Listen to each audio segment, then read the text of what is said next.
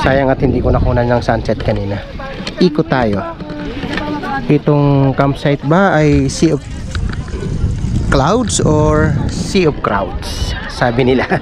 Tingnan natin.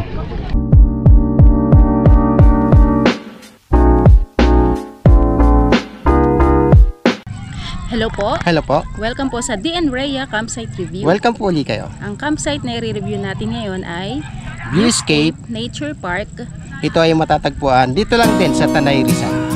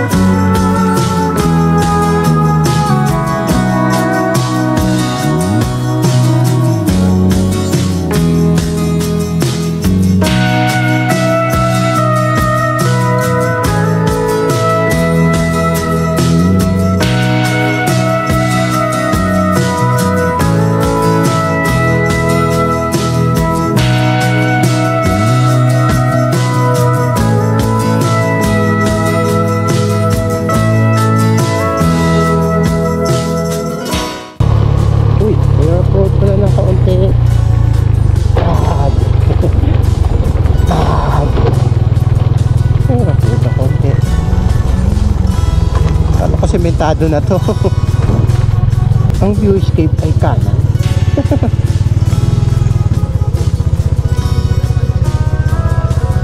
Nandun ang registration office, pila. So ibig sabihin, ang daming dumarating, ang daming mag-overnight ngayon. Ayan, magbabayad kami. So ang babayaran namin ay 300 ang overnight entrance fee at may 250 natin pitching para sa regular size na mga tent. I do not know kung may parking fee pa sila nasisingilin. So yun lang.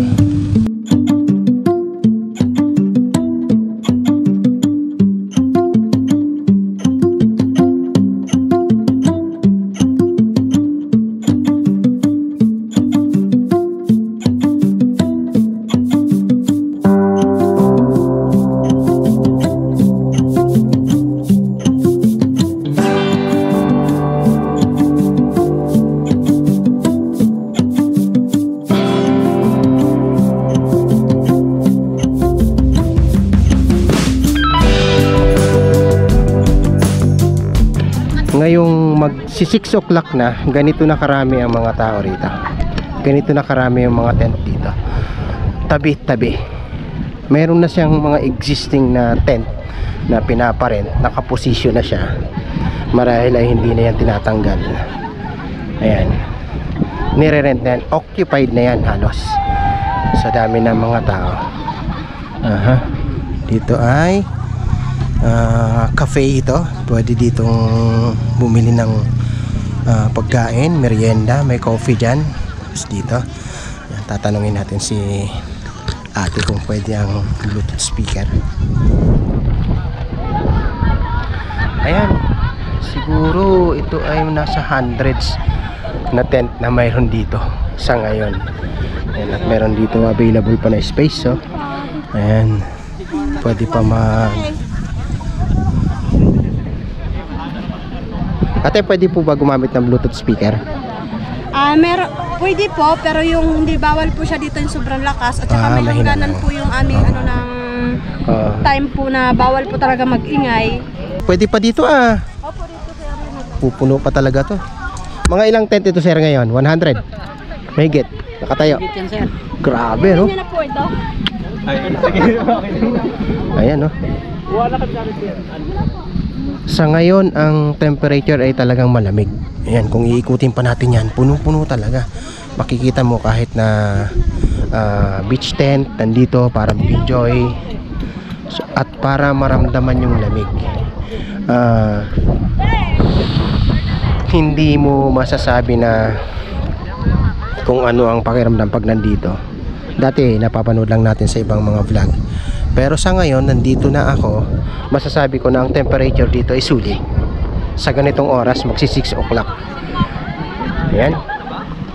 About 6 o'clock in the morning. Nakatsyempo kami na wala talaga sea of cloud. Tama nga yung iba. Kung hindi mo matagpuan ng sea of clouds, present naman ang sea of crowds. Ayan, dito. Sawari ko naman ang aking analysis dito. Ang mga guest nila dito na nakaranas na magstay dito overnight dahil sa ganda ng lamig ay babalik-balik talaga. Yung bang hindi naman naghahanap ng ibang campsite, hindi naghahanap ng ibang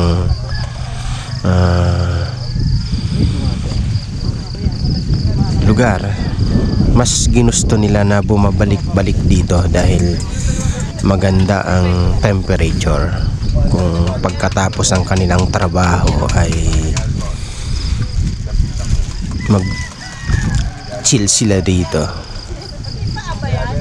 very relaxing naman talaga, na kahit na gabi ka na pumunta ay ma-accommodate ka pa rin nila.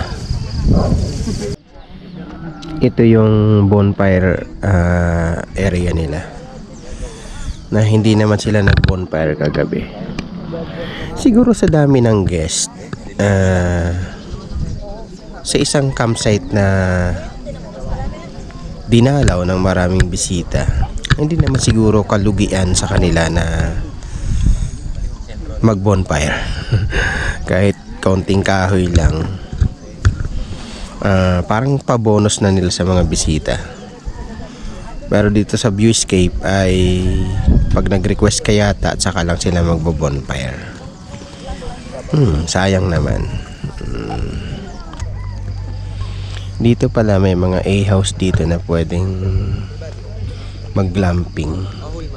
Nasa page nila yung presyo kung mag-glamping dito. Ayan. Banda ron, may area pa na lagayan ng tent. Sisilipin natin. Dito sa area na to, kung tutuusin, sayang ito. I recommend na sana patag-patagin ito. I-flatten nila ito para malagyan ng tent. Yun lang naman ang purpose Dahil sa ngayon, hindi siya kapaki-pakinabang. Ayan, dahil elevated siya. Sayang lang din. Or ang purpose talaga nila ay maging available ito para magkaroon ng space dito sa mga A-house. Pwede rin yan. Ganda ng patwalk dito Check natin. Yun ang mga A-house. Ang mga A-house dito, kung magaglamping kayo, ay nakaposisyon talaga sa magaganda. Dahil syempre nagbabayad sila. Inilagay na sila sa magandang position. Mayroon din sila dito bonfire. So ibig sabihin, ang bonfire ay naka-strategic na nakalagay sa area na kung saan pwedeng mag-request yung katabi. So hindi ka pwede dito mag-bonfire ng sarili mo. By the way, dito sa baba, tingnan natin, meron pang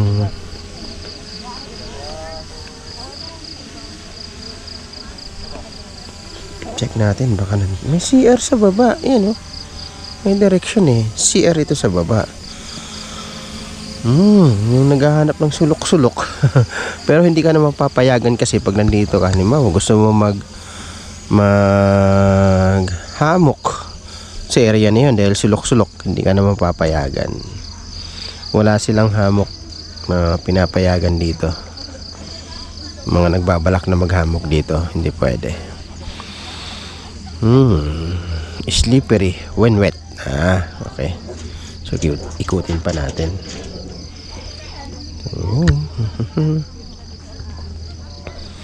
Ito yung bandang baba na ng campsite area. So ganito kalaking A-house, siguro mga 4 person ang kasya dyan. At ito ay may privilege na pwede sila makagamit ng mga ganyang table.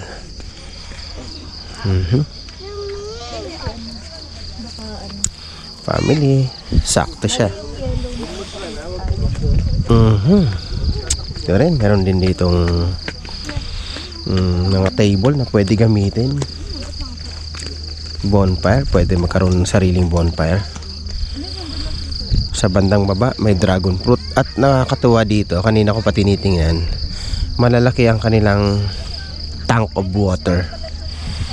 Ibig sabihin, sa dami nga naman ng guest, uy, bakit di namin nakita ito? Dali.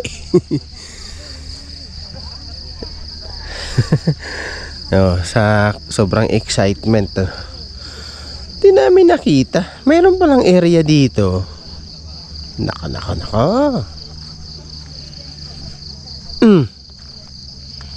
May area pala dito na pwedeng Naku naman, di namin nakita. Ito ang ideal place para maglatag ng tent. Ang ganda oh. Flat na flat mula rito hanggang doon sa dulo. Ang laki. At may 3 tent lang na nakalagay. Sayang. Sobrang excitement doon na lahat sa taas naglagay ng tent ay mayroon pala ditong available. So sa mga pupunta rito, silipin nyo po yung area na to. Maganda. Parang exclusive type siya. Ito ay bandang dragon fruit. At may mga kubo-kubo. At yung area na to ay pwedeng latagan ng tent. Tama to. Mag-develop sila ng ganito. Sa bandang baba, develop pa nila. Sayang eh. Kanila rin naman ito. Property din naman nila. Nakatulad din nito. Ang ganda ng pagkakadevelop. Patag na patag.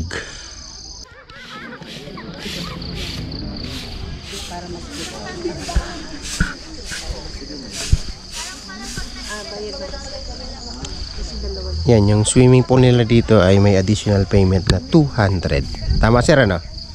200. Ayan. Napaka-ideal ng location ng pool nila. Dahil parang pag nandito ka, infinity ang dating. Pero syempre ito ay chlorinated. Kitang-kita naman na medyo gamit na gamit yung tubig. Bumili sila. Yan. Pero sa mga gusto mag palamig, pwede na to. Pasok na. Ayan.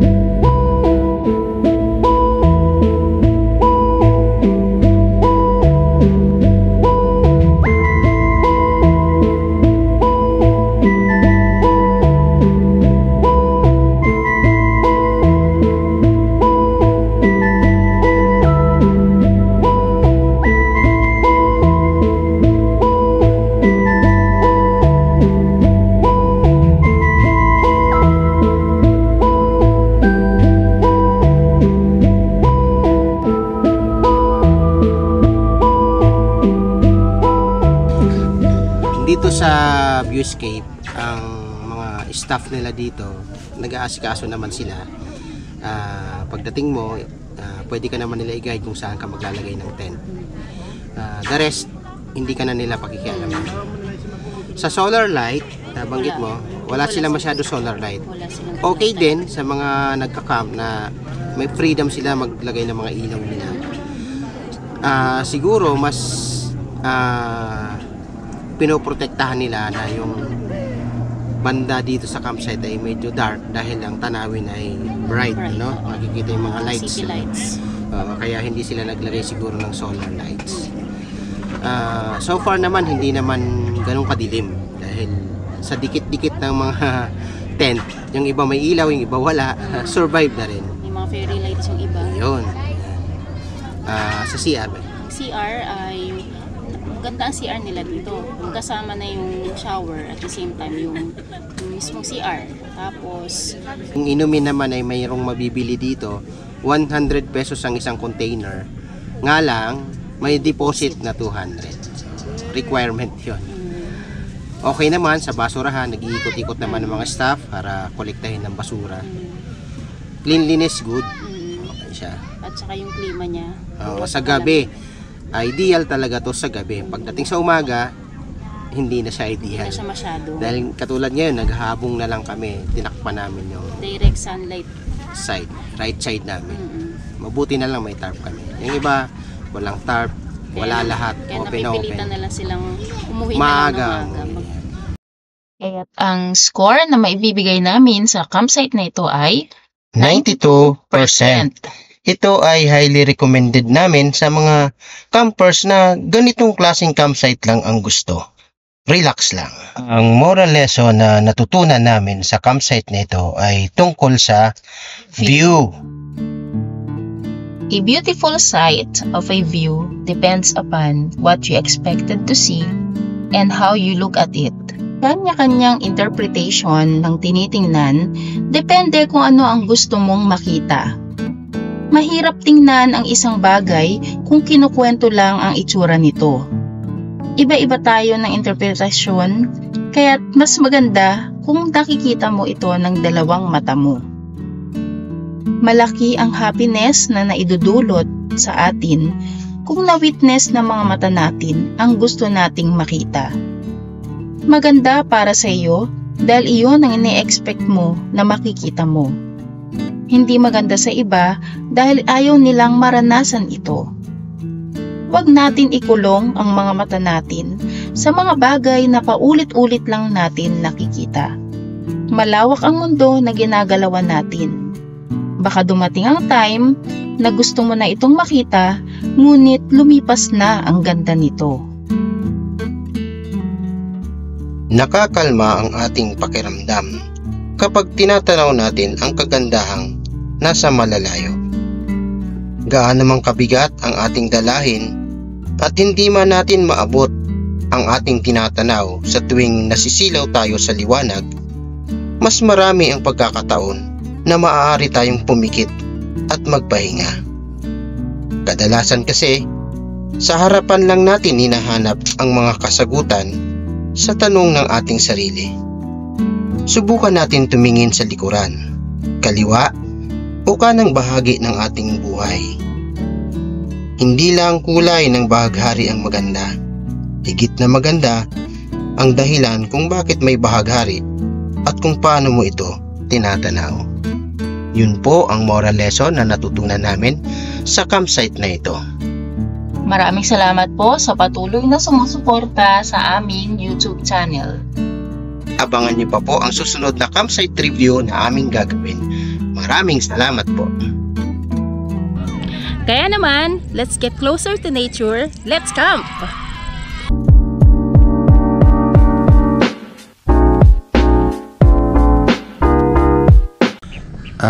Time check, 9:10. Sa ngayon, halos wala na yung mga campers. Karamihan ay nakauwi na. Ayan. Ganitong klaseng tent ang pinaparent nila dito. Mga Decathlon 3P, may 2P. Ayan. Palatandaan na nirerentahan ay merong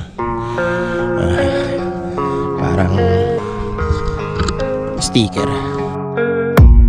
I don't really know what comes next. I'm just doing my best, even though I'm so stressed out.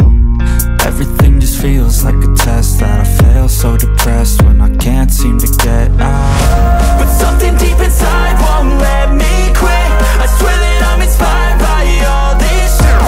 Tell me that I can and I won't. That's what guides me the most. Your lies, I'll do what I want.